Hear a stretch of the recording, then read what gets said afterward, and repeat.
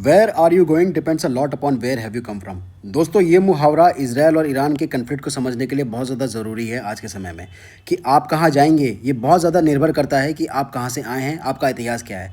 दोस्तों, अगर आपको ये सवाल परेशान कर रहा है कि इजराइल और ईरान आज क्यों लड़ रहे हैं, क्यों इस कदर से उनकी लड़ाई हो रही है कि पूरा मिडिल ईस्ट तंग है और पूरी दुनिया वर्ल्ड वॉर 3 की तरफ ढकेली जा रही है, तो नमस्कार दोस्तों, स्वागत है आपका इस वीडियो में जियो स्टडीज़ कॉर्नर चैनल पे।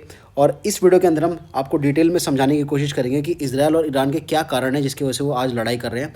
कैसे इजराइल और ईरान, जो कि एक ऐसे देश थे जो स्टार्टिंग में अपने न्यूक्लियर कैपेबिलिटीज़ भी शेयर करते थे, कैसे वो धीरे धीरे समय के साथ अलग हो गए और आज वो इस कदर पे खड़े हो गए कि वो एक दूसरे को तबाह करने में लगे हैं। तो दोस्तों, बने रहिए इस वीडियो के अंदर। चलिए अपनी वीडियो को स्टार्ट करते हैं। तो दोस्तों, सबसे पहले बात करेंगे कि इजराइल और ईरान की फॉर्मेशन कैसी हुई, इनकी स्थापना कैसी हुई। तो आप सभी लोगों को पता है कि वर्ल्ड वॉर 2 के अंदर हिटलर की फोर्सेस ने, उसके नाजी फोर्सेस ने ज्यूज़ लोगों पे बहुत ज़्यादा अमाउंट में अत्याचार किया। इनके ऊपर मास लेवल पे हॉलोकास्ट हुआ। उसकी वजह से दोस्तों क्या हुआ कि जो पूरा यूरोप वाला एरिया था, वहाँ से जो ज्यूज़ लोग थे, they were forced to move from that area, और वो लोग उस एरिया को छोड़ के निकल गए। अब दोस्तों, वर्ल्ड वॉर 2 ख़त्म होता है। वर्ल्ड वॉर 2 ख़त्म होने के बाद यूनाइटेड नेशन की फॉर्मेशन होती है, और इस यूनाइटेड नेशन के अंदर जो ब्रिटिश कंट्रोल पैलेस्टीन एरिया था, यहाँ पे आप देखोगे अगर मैप पे, तो ये जो पूरा एरिया था ये ब्रिटिश कंट्रोल एरिया था और यहाँ पे पैलेस्टीनियन पॉपुलेशन रहती थी। तो दोस्तों, इस एरिया को ही डिवाइड कर दिया गया अरब स्टेट के अंदर और ज्यू स्टेट के अंदर। और यहाँ पे अगर आप देख पाओगे मैप में, तो जो इस डार्क कलर के अंदर है वो अरब स्टेट है, और जो पूरा प्रॉपर प्योर वाइट है वो ज्यूज़ लोगों का हिस्सा था। तो इस फॉर्मेशन के अंदर यहाँ पे ज्यूज़ लोगों को एक जगह दे दी गई जिसका नाम हुआ इजराइल। तो ये हुई थी दोस्तों इजराइल की फॉर्मेशन कैसे हुई थी। अब वो अलग बात है दोस्तों कि समय आने पर जो कुछ जंगें लड़ी इजराइल ने, तो इजराइल ने ये जो एरियाज थे अरब लोगों के, ये भी कब्जा लिए और पूरा का पूरा एक बड़ा देश बना लिया। तो 1948 में इजराइल की फॉर्मेशन हुई, और फॉर्मेशन के बाद ही इजराइल को बहुत सारी जंगों का सामना करना पड़ा। 1948 में, 1967 में, जिसे फेमसली 6 डे वॉर भी बोला जाता है, और 1973 में। दोस्तों, इन तीनों की तीनों ही वॉर के अंदर इजराइल ने बहुत ही बढ़ चढ़ के हिस्सा लिया और फतेह हासिल करी, यानी कि विक्ट्री हासिल करी। और जैसे जैसे इजराइल जीता, वैसे वैसे जो एरियाज थे अरब के, वो ऑक्यूपाई करता गया, और इजराइल का जो एरिया था ऑक्यूपाइड, वो बढ़ता गया। दोस्तों, अब बात करेंगे ईरान के बारे में। आप लोगों को जान के हैरानी होगी कि 1935 से पहले ईरान वाला जो एरिया था, इसको पर्शिया बोला जाता था। और जो पर्शियन एम्पायर था दोस्तों, वो बहुत ही मास लेवल में फैला हुआ था मिडिल ईस्ट के अंदर, और माना जाता है कि one of the oldest civilisation में भी एक है। बाद में यही दोस्तों पर्शियन सिविलाइजेशन जो है, पर्शियन एम्पायर जो है, ये जब कोलैप्स हुआ तो ईरान की फॉर्मेशन होती है यहाँ पे। और ईरान के जो 20वीं सेंचुरी के हेड ऑफ स्टेट थे, यानी कि मोनार्क थे, उनका नाम था पहलवी। यहाँ पे देख सकते हो। और ये जो ईरान वाला पूरा एरिया था दोस्तों, ये तेल में और नेचुरल रिसोर्सेज में काफ़ी ज़्यादा रिच था, क्योंकि ये तट पे भी था यहाँ पे, तो इसलिए व्यापार जो है उसमें भी ये बढ़ चढ़ के हिस्सा लेता था। उसकी वजह से यहाँ की जो इकोनॉमी थी वो बहुत ज़्यादा फ्लरिशिंग थी, बहुत ज़्यादा अच्छी थी। तो इस तरह से दोस्तों ईरान और इजराइल की फॉर्मेशन होती है। और इन सब के अलावा जैसे कि अगर हम देखते आए हैं इतिहास में, चाहे वो वर्ल्ड वॉर 2 हो या फिर क्रूसेड वॉर हो हज़ारों साल पहले की, कि ज्यूस लोगों पे हमेशा अत्याचार होता रहा है। लेकिन दोस्तों, एक बहुत ही ज़्यादा आयरॉनिकल चीज़ आपको बाइबल के अंदर मिलेगी, जो होली बाइबल है उसके अंदर आपको इस चीज़ का जिक्र मिलेगा कि जो पर्शिया के जो राजा थे, पर्शिया यानी कि जो आज के टाइम में ईरान बन चुका है, जो पर्शिया के जो राजा थे साइरस द ग्रेट, जब साइरस द ग्रेट ने ये जो बेबीलोन वाला एरिया है ये जब कॉन्कर किया था, तो यहाँ पे जो ज्यूज़ लोग थे उनको उन्होंने मुक्ति दिलाई थी, उनको लिबरेट किया था यहाँ पे। और यहाँ जो ज्यूज़ लोग लिबरेट हुए थे उनको द साइरस द ग्रेट ने जगह दी थी रहने के लिए, और वो आज के टाइम में दोस्तों वो जेरूसलम वाली जगह थी। तो ये भी एक आयरनी ही है कि ज्यूज़ जो थे बेसिकली एज़ पर बाइबल वो यहाँ पे सेटल हुए थे, और आज के टाइम में भी वो संयुक्त राष्ट्र की वजह से, यूनाइटेड नेशन के वोटिंग वगैरह के जो भी रीजंस हुए उसकी वजह से भी दोस्तों आज यहाँ पे वो सेटल्ड है। अब दोस्तों, ये तो हमने बात करी थी इजराइल और ईरान की फॉर्मेशन कैसे हुई थी। अब अगर हमें इजराइल और ईरान के इतिहास को अच्छे से समझना है तो हमें एक टाइमलाइन डिवाइड करनी पड़ेगी। वो टाइमलाइन क्या होगी दोस्तों? एक टाइमलाइन होगी प्री 1979 की, और दूसरी टाइमलाइन होगी पोस्ट 1979 की, यानी कि पहले 1979 के क्या हुआ और बाद में 1979 के क्या हुआ।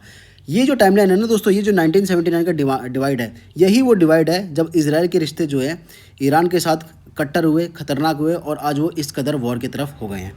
तो दोस्तों, 1950s और 1960 में क्या हुआ, यानी कि प्री 1979 के एरा की बात करते हैं हम, कि 1950 और 1960s में क्या हुआ कि यहाँ के जो ईरान के जो लीडर थे उनका नाम था मोहम्मद रज़ा पहलवी। यहाँ पे इनकी फ़ोटो है, देख सकते हो दोस्तों। और यहाँ पे आप देख पाओगे अपनी फैमिली के साथ, ये कितने मॉडर्न विचारधारा के थे, इनके कपड़ों से भी पता चलता है और इनके फ्रेमवर्क्स और इनकी पॉलिसीज़ से भी पता चलता है ईरान के अंदर। इन्हीं की रिजीम के अंदर दोस्तों, ये जो आप पुरानी फ़ोटोज़ देखते हो ईरान की, कि वहाँ पे लड़के लड़के जो है साथ में घूमते हैं, पढ़ाई करते हैं और बहुत ज़्यादा डेवलपमेंट पे काम हो रहा है, मॉडर्नाइजेशन पे काम हो रहा है, वो दोस्तों और किसी की नहीं, इन्हीं के रेजिम के अंदर होता था। यहाँ पे आप देखोगे इनकी फ़ोटो, इन्हीं के अंदर होता था, ठीक है। और दोस्तों ईरान, आप लोगों को जान के हैरानी होगी, one of the first Muslim majority country था जिसने इजराइल को डी फैक्टो तौर पे अपनाया था, डी फैक्टो तौर पे रिकॉग्नाइज़ किया था। तो इन सब चीज़ों से पता चलता है दोस्तों कि ईरान किस तरह से मॉडर्न विचारधारा वाला था।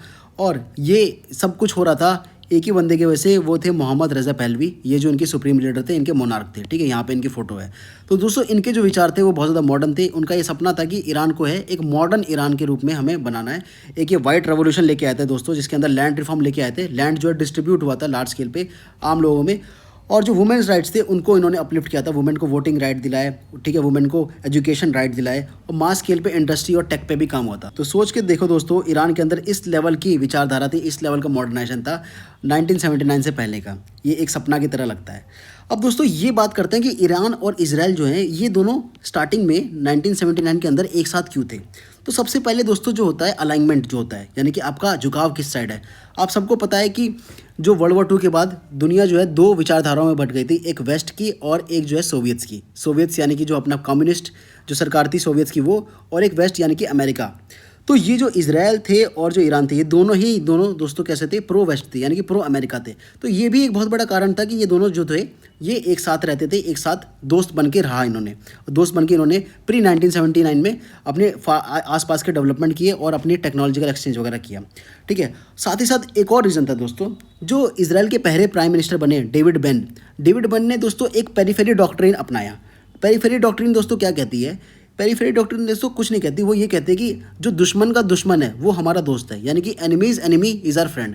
यानी कि इजराइल जो है यहाँ पे, और यहाँ पे जितने भी इसके सराउंडिंग देश हैं, सीरिया हो गया, लेबनान हो गया, इजिप्ट हो गया, यमन हो गया, ये सारे के सारे दोस्तों इजराइल के दुश्मन थे। इनसे इजराइल जंग लड़ चुका था। कब लड़ चुका था, यहाँ पे मैंने आपको बताया 48 के अंदर, 67 के अंदर, 73 के अंदर, ठीक है। तो ये तो इजराइल के दुश्मन थे। तो दुश्मन का दुश्मन दोस्तों दोस्त, ये इजराइल की डॉक्ट्रिन थी पेरिफेरी के अंदर, यानी कि ईरान जो है इस लॉजिक से इजराइल का दोस्त होगा। अब दोस्तों इस पेरिफेरी डॉक्ट्रिन को जब मैं पढ़ रहा था तो मेरे को एक चीज़ याद आई कि हमारे ही यहाँ पे दोस्तों एक पॉलिटिकल थिंकर हुए जिनका नाम था कौटिल्य, बाद में उन्हें चाणक्य के नाम से भी जाना गया। उन्होंने भी एक मंडला थ्योरी दी थी। मंडला थ्योरी भी दोस्तों यही कहती थी कि जो आपके इमीडिएट नेबर हैं, यानी कि जो आपके इमीडिएट पड़ोसी हैं, वो आपके हमेशा दुश्मन ही रहेंगे, एक तरह से आपकी हॉस्टिलिटी रहेगी। लेकिन जो पड़ोसी का पड़ोसी होगा, यानी कि आपका जो पड़ोसी है उसका जो पड़ोसी होगा, वो हमेशा आपका दोस्त होगा। ये मंडला थ्योरी में चाणक्य ने बहुत पहले ही कह दी थी, और यही चीज़ हमें पेरिफेरी डॉक्ट्रिन के अंदर भी देखने को मिली। तो 1979 से पहले हमने देखा कि ईरान और इजराइल दोस्तों किस तरह से साथ थे, क्योंकि इनके जो अलाइनमेंट था वो प्रो वेस्टर्न था। और साथ ही साथ दोस्तों जो यहाँ पे जो एरियाज़ थे ये कॉमन एनिमी थे, ईरान के भी और कॉमन एनिमी थे इजराइल के भी। इस तरह से ये दोनों दोस्त हो गए।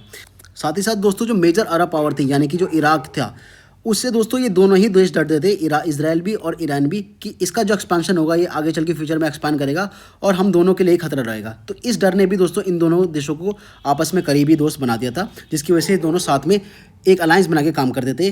पहले कब के, 1979 से पहले। तो ये तो मैंने आपको बताया 1979 से पहले क्या क्या हुआ। और भी दोस्तों बात करते हैं क्या क्या हुआ। 1979 से पहले दोस्तों ऑयल्स पे काफ़ी ज़्यादा काम हुआ। यहाँ पे देख सकते हो Iran sold oil to Israel, क्योंकि जो इजराइल जो दोस्तों वो नया बना हुआ था। इजराइल के पास ऑलमोस्ट कोई भी ऑयल नहीं था, तो ये बहुत ज़्यादा ज़रूरी था इजराइल के पास कि उसके पास एक प्रॉपर ऑयल सप्लाई हो। तो वो ईरान ही देश था दोस्तों जो आज के टाइम पे युद्ध बना पड़ा है इजराइल के साथ, युद्ध किया पड़ा है इजराइल के साथ। तो ईरानी देश था जिसने इजराइल को तेल दिया था। अब इसके बदले में दोस्तों इजराइल ने ट्रेड और टेक्नोलॉजी के ऊपर काम किया ईरान के साथ दोस्तों उन्होंने काफ़ी ज़्यादा टेक्नोलॉजिकल एक्सचेंज किया। उनकी जो साइंटिफिक टेम्परामेंट है उसको बहुत ज़्यादा बूस्ट किया। वहाँ पे फैक्ट्रीज़ का भी निजात किया। इंफ्रास्ट्रक्चर पे बहुत ज़्यादा काम हुआ दोनों देश के अंदर। और इजरायली एयरलाइन जो थी वो तेहरान, यानी कि ईरान की जो कैपिटल है, वहाँ तक फ्लू करती थी। और इस तरह से ट्रेड यानी कि व्यापार और तकनीक पे काम हुआ दोनों देश के अंदर। साथ ही साथ इन सब चीज़ों के अलावा मिलिट्री और इंटेलिजेंस पे भी दोनों देशों में बहुत ज़ोर शोर से काम हुआ। इजराइल और ईरान की मिलिट्री ने मिलके एक नया इंटेलिजेंस सिस्टम बनाया जिसका नाम था सबक। और ये जो सबक जो मिलिट्री सिस्टम थी ना दोस्तों, वो मोहम्मद पहलवी शाह जो थे वहाँ के ईरान के जो लीडर थे, जिनकी मैंने आपको फोटो दिखाई थी, ये इनकी सीक्रेट पुलिस थी। ये इंश्योर करती थी कि जो इनका जो रेजीम है यहाँ पे ये कोलैप्स ना हो, और कोई भी अगर डिसेंडेंट है इस ईरान के अंदर, यानी कि वो लोग जो इस सरकार को पसंद नहीं करते पहलवी की, तो उनको वो शांत कराए और ये सारी चीज़ें मतलब बेसिकली ईरान के अंदर इनकी सरकार रहे, वो ये इंश्योर करती थी। ठीक है, इसलिए यहाँ पे लिखा हुआ है कि शाह की जो सीक्रेट पुलिस थी वो सबक थी, क्योंकि बेसिकली ये मोनार्क थे, एक डिक्टेटर काइंड ऑफ पर्सनैलिटी इनकी हो गई थी। और 1977 के अंदर दोस्तों उन्होंने प्रोजेक्ट फ्लावर स्टार्ट किया। ये प्रोजेक्ट फ्लावर क्या था? एक जॉइंट मिशन था इजराइल और ईरान के अंदर मिसाइल डेवलपमेंट के प्रोग्राम के अंतर्गत, यानी कि मिसाइल डेवलपमेंट इनका प्रोग्राम था, वो प्रोजेक्ट फ्लावर के अंदर इन्होंने जॉइंटली स्टार्ट किया था। अब दोस्तों अगली बात आती है न्यूक्लियर प्रोग्राम की। बात केवल मिलिट्री और इंटेलिजेंस तक ही सीमित नहीं रही। ईरान और इजराइल के रिश्ते इस तरह से गहरे थे कि इजराइल ने ईरान की न्यूक्लियर प्रोग्राम को भी हेल्प करा था। अब दोस्तों ये न्यूक्लियर प्रोग्राम वेपन सिस्टम के लिए नहीं था, ये बिजली बनाने के लिए था, सिविलियन यूज़ करने के लिए था। ठीक है, तो जो मोहम्मद शाह थे उन्होंने ईरान का जो न्यूक्लियर प्रोग्राम था वो 1950 से 670 के बीच में स्टार्ट किया था, इलेक्ट्रिसिटी बनाने के लिए और बाकी जो सिविलियन यूज़ है वो करने के लिए। और इसके मेन पार्टनर, क्योंकि ईरान जैसे मैंने आपको बताया था कि वो वेस्ट अलाइन थे, ईरान भी और इजराइल भी, इस वजह से उनके मेन पार्टनर यूएसए थे, United state of America, Germany थे, फ्रांस था। और ईरान ने एक न्यूक्लियर नॉन प्रोलिफरेशन ट्रीटी भी साइन कर ली थी 1970 के अंदर कि भैया हम जो है अपनी न्यूक्लियर जो आर्सनल है वो बढ़ाएंगे नहीं और केवल सिविलियन यूज़ के लिए ही रखेंगे, इलेक्ट्रिसिटी वगैरह बनाने के लिए, पावर प्लांट बनाने के लिए, रन करने के लिए ही हम लोग यूज़ करेंगे। कोई न्यूक्लियर वेपन जो है हम इसके अंतर्गत नहीं बनाएंगे। इसका ईरान सिग्नेटरी था। और साथ ही साथ दोस्तों रिपोर्ट के अकॉर्डिंग इजराइल ने टेक्निकल सपोर्ट भी प्रोवाइड किया था ईरान के न्यूक्लियर प्रोग्राम के अंदर, ताकि उसको स्टार्टिंग के अंदर इनिशियली वो स्टार्ट कर पाए और इंस्पेक्ट वगैरह कर पाए, अच्छे से ये जो न्यूक्लियर प्रोग्राम हो ईरान के अंदर रन हो पाए। ये तक इजराइल ने किया था। ये सब इजराइल ने क्यों किया दोस्तों? क्योंकि इजराइल ने एक स्ट्रॉन्ग प्रो वेस्टर्न एलाई जो है वो देखा ईरान के अंदर।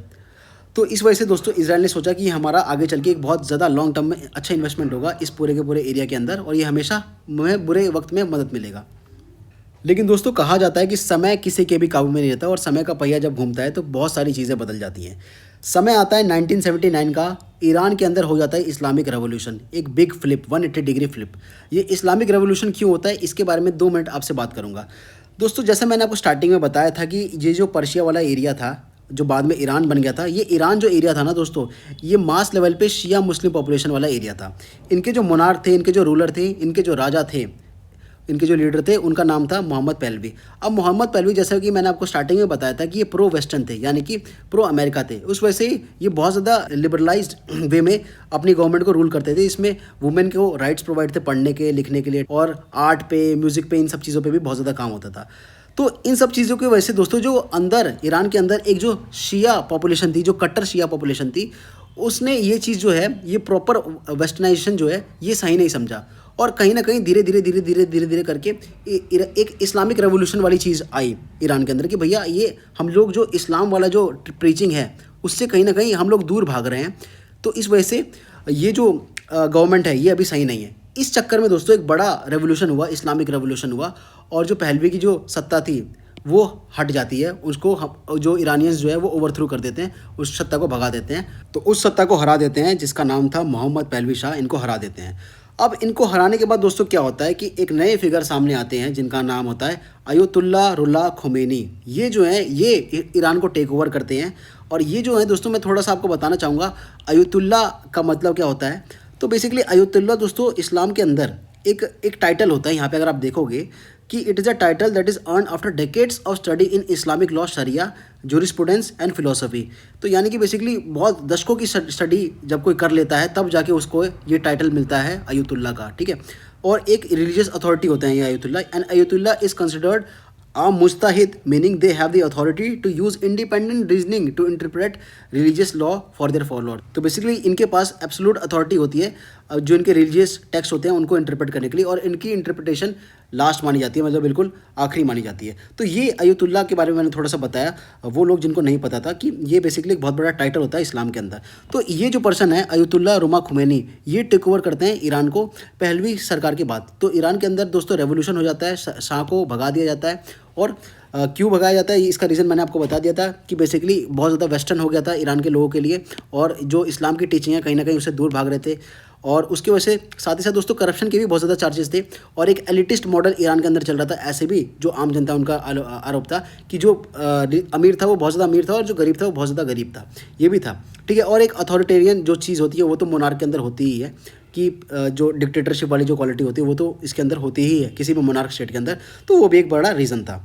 दोस्तों इन सब चीज़ों में एक बहुत ज़्यादा इंटरेस्टिंग चीज़ है कि ये जो अयतुल्ला रुल्ला खुमैनी है, ये जो मिड नेम है ये आप याद रखिए। ये जो अभी जो खुमैनी जो जिनका अभी इसराइल ने असैसिनेशन कर दिया है, इसराइल ने मृत्यु कर दिया जिनकी, वो है अयतुल्ला अली खुमैनी। ठीक है, यहाँ पे अगर आप आओगे तो ये जो पर्सन है ये दोनों डिफरेंट है, ये और ये वो पहले शख्स थे जिन्होंने ईरान के अंदर आके इस्लामिक रेवोल्यूशन जब हुआ तो इन्होंने सत्ता का कमान संभाला, और ये जो थे इनके बाद थे, यानी कि इनके सक्सेसर थे अली खमेनी। ठीक है, ये रुल्लाह खमेनी है और ये जो है अली खमेनी है। तो इसमें बहुत लोग जो है कंफ्यूज होते हैं, तो ये मैंने थोड़ा सा बताना समझा आपको। ठीक है, तो जो खमेनी थे, ये जो बेसिकली रुल्लाह खमेनी थे, इनकी 1989 के अंदर मृत्यु हो जाती है, और उसके बाद जो है अयतुल्ला अली खमेनी जिनकी अभी मृत्यु हुई है इसराइल के द्वारा, वो आते हैं, यानी कि ये। ठीक है, अब दोस्तों इसमें एक इंटरेस्टिंग चीज़ क्या है कि जो रुल्ला खुमैनी है ना, यहाँ पे अगर आप आओगे तो यहाँ पे अगर आप एक आर्टिकल देखोगे तो इसमें एक बहुत ज़्यादा इंटरेस्टिंग चीज़ मेरे को मिली कि जो इनके ग्रैंडफादर हैं वो एक इंडियन थे जो उत्तर प्रदेश की बाराबंकी में रहते थे। सोच के देखो दोस्तों, यहाँ से भारत से कनेक्शन था कहीं ना कहीं ये उनका, कि सैयद अहमद मुसावी ये जो थे, जो खुमैनी है उनके ग्रैंडफादर थे, उनकी फ़ोटो ये रही। आशिया clerk were born in a small town कॉर किंतूर नियर उत्तर प्रदेश बाराबंकी। सोच के देखो दोस्तों, Musavi used Hindi as a surname to show his association with India. His grandson Rullah Khomeini went to be the man who was later called the father of Iranian Revolution 1979, and he was the person who established the high office of Ayatollah and forever changed the Western Asia into a theocracy। theocracy का मतलब होता है दोस्तों कि rule by religious clerics, यानी कि जो religious लोग हैं वो रूल करेंगे किसी भी स्टेट को, तो वो थियोक्रेसी हैं। तो ये थे दोस्तों रुल्ला खुमैनी, और इनके जो दादा थे वो भारत से थे। तो ये भी एक अचंभा करने वाली बात है। तो दोस्तों जैसे ही इस्लामिक रेवोल्यूशन हो जाता है यहाँ पे ईरान के अंदर, ठीक है, इस्लामिक रेवोल्यूशन हो गया ईरान के अंदर, अब दोस्तों जो है चीज़ें बहुत ज़्यादा बदल जाती हैं इसराइल के ऊपर भी और ईरान के अंदर भी। अब जैसे ही ये प्रो इस्लामिक गवर्नमेंट आती है तो ये जो है दोस्तों अब क्यों जूस को पसंद करेंगे, क्योंकि यहाँ पे इस्लामिक जो गवर्नमेंट आ गई है तो वो जूस को पसंद नहीं करेंगे अपने एरिया के पास। तो इसलिए दोस्तों ईरान सारे डिप्लोमेटिक टाई कट कर देता है तुरंत ही इसराइल के साथ। साथ ही साथ जो इसराइल की एम्बेसी है दोस्तों वो तेहरान के अंदर, वो भी इसराइल बंद कर देता है। और यूनाइटेड स्टेट्स ऑफ अमेरिका को और इसराइल को, जो खुमैनी है, ये जो रुल्ला खुमैनी है, वो ग्रेट सैटन और लिटिल सैटन कहते हैं, यानी कि अमेरिका को बड़ा शैतान बोलते हैं और इसराइल को छोटा शैतान बोलते हैं, और ये भी बोलते हैं कि ये कैंसर है जिसको बहुत जल्दी रिमूव करने की ज़रूरत है। ठीक है, और इस तरह से पूरा यूएस की और इसराइल की बेसिकली वहाँ पे बेइज्जती करते हैं और हेट्रेड फैलाते हैं। अब दोस्तों कारण जानेंगे कि ये हेट्रेड है क्यों इतना हेट्रेड था इनके मन के अंदर। तो दोस्तों इसका रीज़न बहुत ज़्यादा सिंपल था, इस्लामिक रेवोल्यूशन की वजह से। क्योंकि जो इस्लामिक प्रीचिंग है वो बहुत ज़्यादा अपोजिट है वेस्टर्न आइडियोलॉजी के हिसाब से, क्योंकि वेस्टर्न आइडियोलॉजी बिलीव करता है लिबरलिज्म पे, मतलब बहुत ज़्यादा चेंज पे, ठीक है, और फ्रीडम पे और राइट्स पे, वुमेंस के राइट्स पे, बच्चों के राइट्स पे। लेकिन यहाँ पे जो क्लेरिक्स का रूल होता है ना किसी भी देश के अंदर, ठीक है, जो थियोक्रेसी होती है, वो फिर ये एक्सपेक्ट करती है अपनी जनता से कि, और अपने स्टेट से भी, कि जो रूल होगा फिर वो इस्लाम के लॉ के हिसाब से होगा, या फिर जिस भी रिलीजन का वहाँ पे थियोक्रेसी चल रही है उसके लॉ के हिसाब से होगा, यानी कि शरिया के लॉ के हिसाब से होगा। तो ये एक बहुत बड़ा रीज़न था दोस्तों। अब दोस्तों जियो पॉलिटिक्स में एक बहुत बड़ी लाइन है कि जियो पॉलिटिक्स के अंदर कोई भी परमानेंट फ्रेंड नहीं होता और कोई भी परमानेंट आपका एनिमी नहीं होता। परमानेंट क्या होता है, तो परमानेंट हमेशा नेशनल इंटरेस्ट होता है, जो राष्ट्र के हित में है वो जो है वो चीज़ परमानेंट रहती है। राष्ट्र हित हमेशा परमानेंट रहता है, कोई भी आपका परमानेंट एनिमी या फिर परमानेंट फ्रेंड नहीं रहता है। नेशनल इंटरेस्ट जो है वो ही केवल इंटरनेशनल रिलेशन के अंदर मैटर करता है। ये सारी चीज़ें दोस्तों मैं क्यों कह रहा हूँ, क्योंकि 1980s के अंदर क्या होता है, ईरान और इराक का युद्ध छिड़ता है। ईरान और इराक का युद्ध छिड़ता है। इराक के अंदर जो सत्ता थी, वहाँ के जो डिक्टेटर थे वो सद्दाम हुसैन थे। आप सब इनका नाम जानते होंगे, बहुत ज़्यादा फेमस है ये इराक के डिक्टेटर। तो इनसे लड़ाई होती है ईरान की। अब दोस्तों जो इराक है ना, इराक अपने आप में बहुत बड़ा पावर था, और इराक से ईरान को तो खतरा था ही जैसे मैंने आपको स्टार्टिंग में बताया था, इजराइल को भी खतरा था। तो इसलिए दोस्तों यहाँ पे इजराइल ने, ये पूरी की पूरी चीज़ें होने के बावजूद भी, इस्लामिक रेवोल्यूशन होने के बावजूद भी, इजराइल ने ईरान को सपोर्ट किया बैकडोर से, और ईरान को दोस्तों सप्लाई किए इन्होंने वेपनरी, स्पेयर पार्ट्स, और $500 मिलियन की जो वर्थ की जो वेपनरीज और स्पेयर पार्ट है वो इन्होंने प्रोवाइड किया, जिसके अंदर मिसाइल्स थी, एयरक्राफ्ट के पार्ट थे। क्यों किया दोस्तों ये, क्योंकि इजराइल ये चाहता था कि इराक जो है, जो कि एक बिगर अरब थ्रेट है, सद्दाम हुसैन, उसको वो कहीं ना कहीं वीक कर दे ईरान खुद ही लड़के, और इजराइल को अपने हाथ गीले ना करने पड़े, इजराइल को अपने हाथ गंदे ना करने पड़े। ठीक है, तो इसलिए ये सारी चीज़ें हुई, और बदले में ईरान ने क्या दिया इजराइल को, बदले में ईरान ने इजराइल को वो दिया जो इजराइल को चाहिए था, यानी कि ऑयल, यानी कि तेल, क्योंकि तेल इजराइल को ऑब्वियसली चाहिए था, और ईरान जो है उस टाइम पे सिंगल सोर्स था इजराइल का। तो इस तरह से दोस्तों ये परमानेंट इंटरेस्ट वाली जो बात है मैंने इस वजह से कही थी, क्योंकि इसका भी इंटरेस्ट यहाँ पे हो रहा था पूरा, और इनका भी इंटरेस्ट यहाँ पे पूरा हो रहा था। तो ये सारी चीज़ें होती हैं, इराक और ईरान में जो है युद्ध होता है। अब धीरे धीरे क्या होता है दोस्तों, एनिमोसिटी जो है यानी कि हेट्रेड जो है दोनों देशों में धीरे धीरे वो सॉलिडिफाई होता है और भी ज़्यादा गहरा होता है। ईरान दोस्तों क्या करता है, ईरान अब क्या करता है कि ईरान ये डिसाइड करता है कि मैं इजराइल से डायरेक्टली नहीं लड़ूंगा, मैं बनाऊंगा एक एक्सिस ऑफ रेजिस्टेंस। अब एक्सिस ऑफ रेजिस्टेंस दोस्तों क्या था कि एक प्रॉक्सीज बनाने के इन्होंने ईरान ने संकल्प किया कि मैं अब प्रॉक्सीज बनाऊंगा।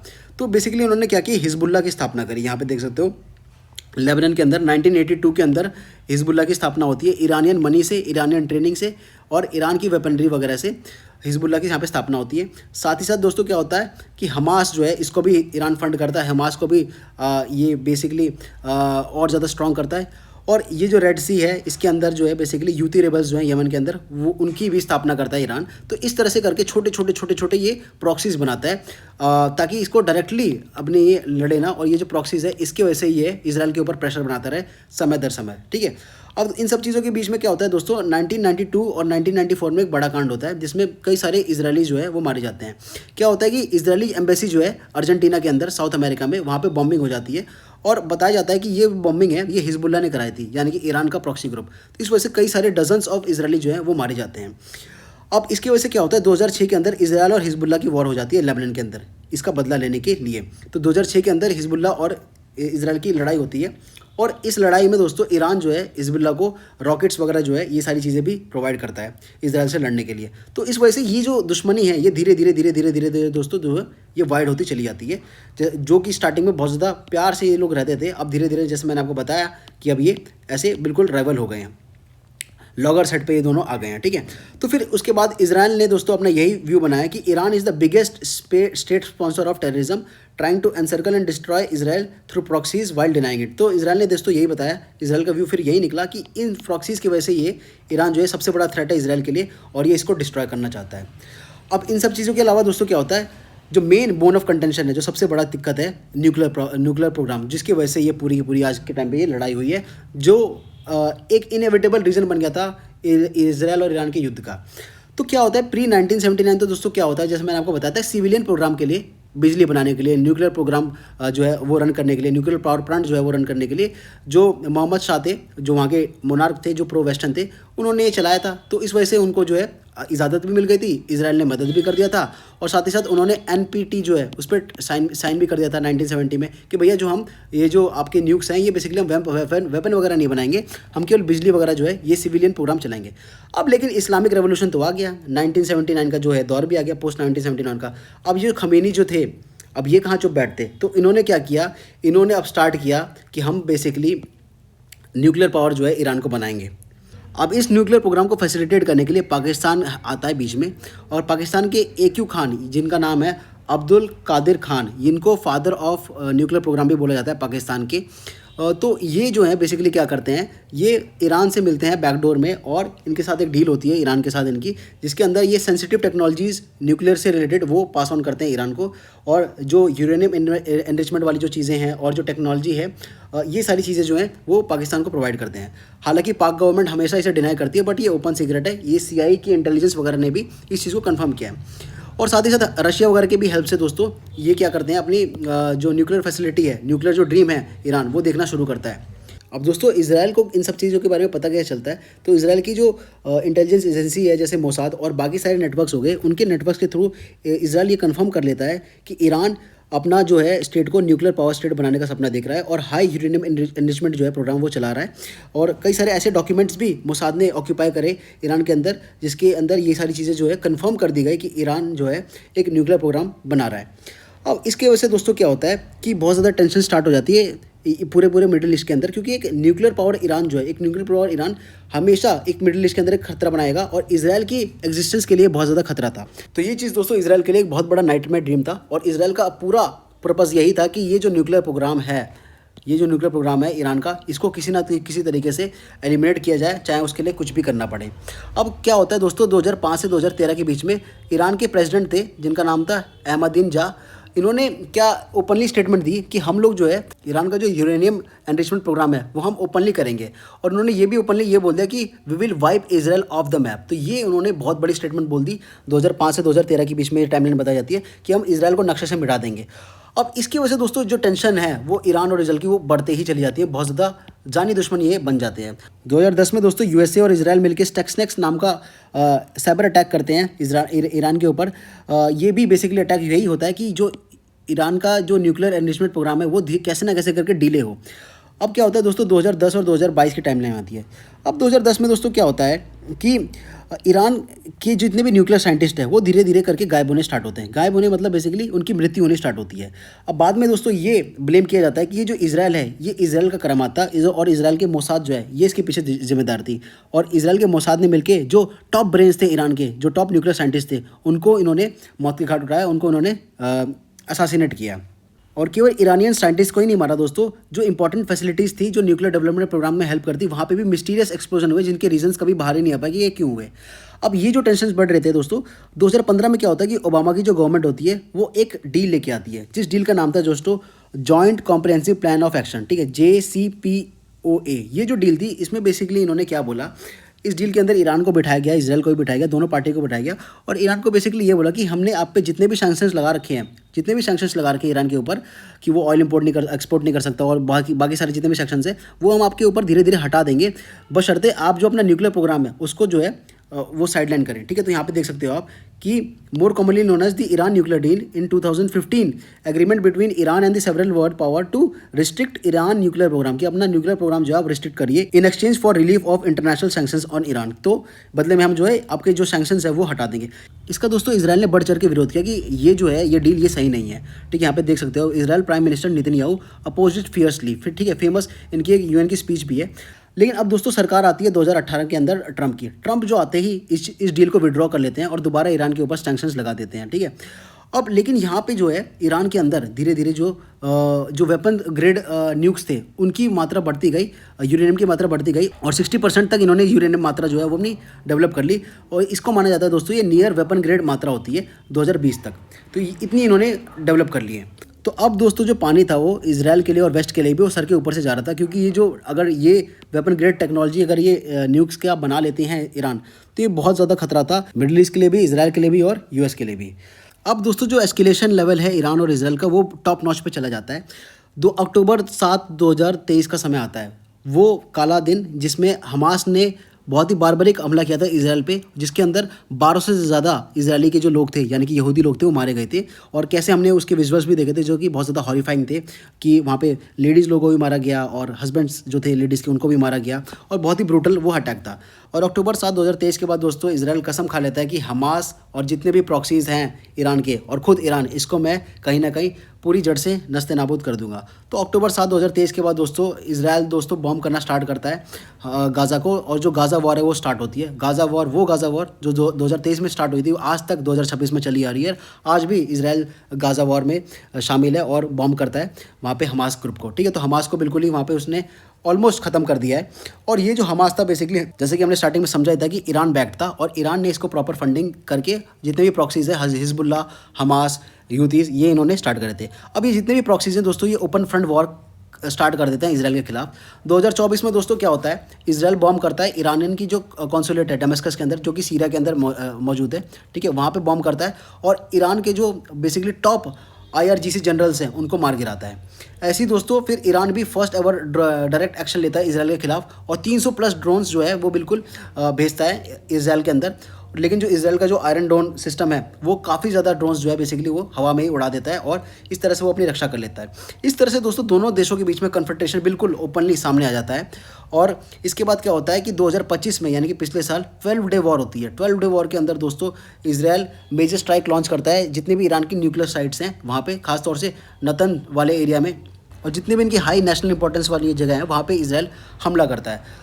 अगेन दोस्तों जो इनके टॉप कमांडर्स हैं, टॉप साइंटिस्ट हैं ईरान के, वो मारे जाते हैं इस हमले के अंदर, इस 12 डे वॉर के अंदर। साथ ही साथ इसमें हम ये भी देखते हैं कैसे अमेरिका भी इस वॉर के अंदर कूद पड़ता है और बंकर बस्टर स्ट्राइक्स जो है ईरान के अंदर कैरिड आउट करता है। तो 12 दिन तक दोस्तों ये जंग चलती है, और उसके बाद 24 जून को वहाँ पे सीज़ फायर हो जाता है और दोनों ही देश जो हैं वो लड़ना बंद कर देते हैं।